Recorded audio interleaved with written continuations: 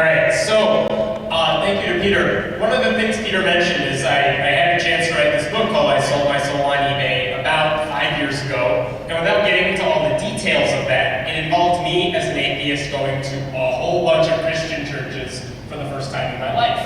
And one of the cool things that happened is the book was actually written for a Christian publisher. They thought it would be interesting if evangelical Christians, because, and I quote, they're the ones who read books, the publisher said, we want them to know what it's like for an atheist to go to their churches.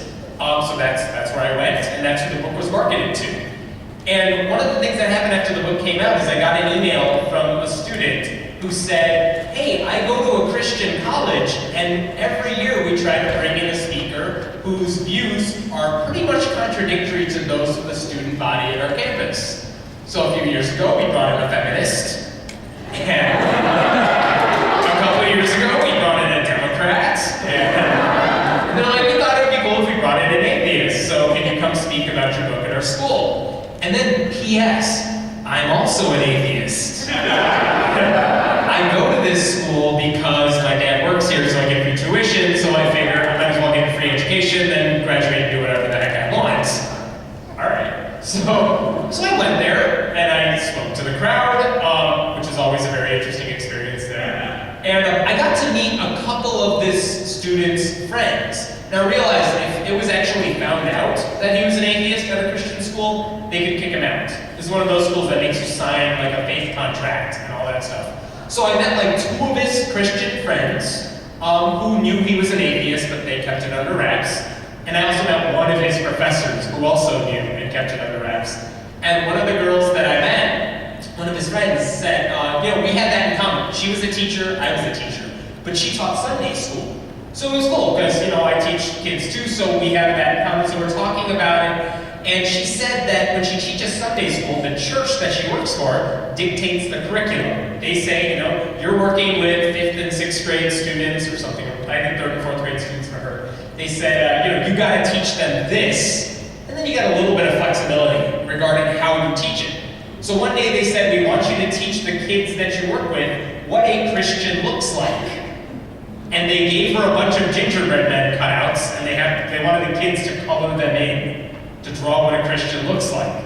And she said, that's not a good idea, because you can't know what a Christian looks like just by looking at them. You gotta talk to them. And they're like, uh-huh. And then here's some more gingerbread men. Have them draw what a non-Christian looks like. And she's thinking, this is not gonna go well at all. So she tries to explain to these 8-year-olds that, you gotta have a conversation with people. You have no idea what someone's thinking, what they believe, just by crossing them on the street. You gotta have that conversation. She tried to explain that. Then she gave the kids the gingerbread men. And then she saved me one of her students' works, because she figured I'd appreciate it. So according to that kid, this is what a Christian looks like. It has a banana in his hand, I just want to point that out. He has a cross. Look at his hair combed nicely, the freckles. He's saying, I love God, with exclamation points.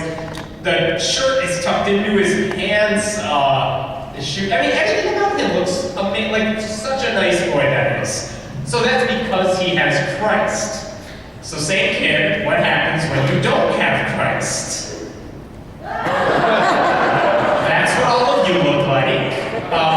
Just to point out that the hair, who needs to comb hair when you're an atheist? He has a bottle in his hand, drugs, he's smoking something, he has piercings down his ears, you can't really see the sound bubble, the voice bubble, but it says cussing, God isn't real. They didn't even color in his shirt because atheists don't wear clothes. And I guess this guy ripped the sleeves off of his shirt out of anger that he has, because he hates everything. He has tattoos that are sticking out of his skin. And he has a unibrow. Really? Did you have to do that? But here's the thing, this kid's 8. Who taught him this is what a Christian looks like and this is what a non-Christian looks like? Was it his parents? Was it his pastor? Where did this kid pick this up? My guess is none of those people told this kid, this is what a Christian is, this is what a non-Christian is. But in the course of going to Sunday school, in the course of listening to his parents talk about religion, pastor, he picked up that Christian means good, atheism doesn't. And this kid's gonna grow up, maybe go to private school, maybe go to homeschool, and like it won't be until high school, maybe college, that he meets other atheists. And when this kid does meet other atheists, he's gonna think the worst of them.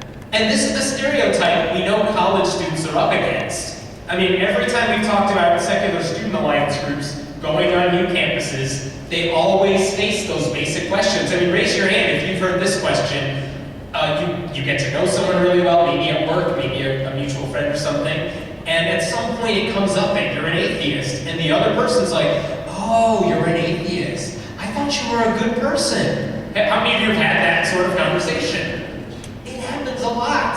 And it's even hard, I mean, it's one thing when you're an adult and you can try to answer that. It's really hard when you're a